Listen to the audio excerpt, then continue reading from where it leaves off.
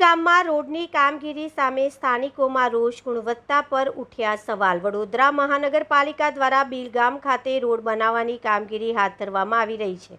જોકે આ કામગીરીને લઈને સ્થાનિક રહીશોમાં ભારે રોષ જોવા મળી રહ્યો છે। સ્થાનિકોનો આક્ષેપ છે કે રોડની ગુણવત્તામાં ગંભીર ગેરરીતિ કરવામાં આવી રહી છે અને કોન્ટ્રાક્ટર દ્વારા નીચી કક્ષાની કામગીરી કરવામાં આવી રહી છે।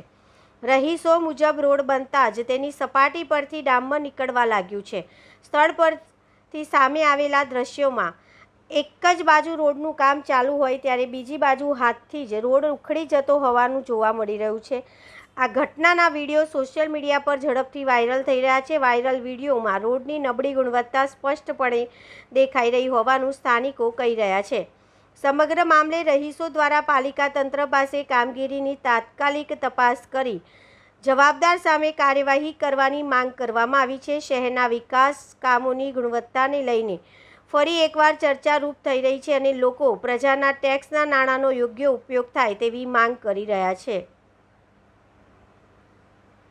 12 માં આ બિલ વિસ્તાર આવ્યો છે, એમાં રોડનું કામ ચાલી રહ્યું છે। કોન્ટ્રાક્ટરનું નામ છે શિવમ કોન્ટ્રાક્ટર કરીને કોઈ છે। એટલું થર્ડ ક્લાસ કામ છે એમનું, જે આખો રોડ એક હાથથી અને પગથી એક ઠોકર મારે તો નખ ના જાય પણ રોડ ઉખડી જાય એવું આ કામ કરીને ઊભા છે કોન્ટ્રાક્ટરો।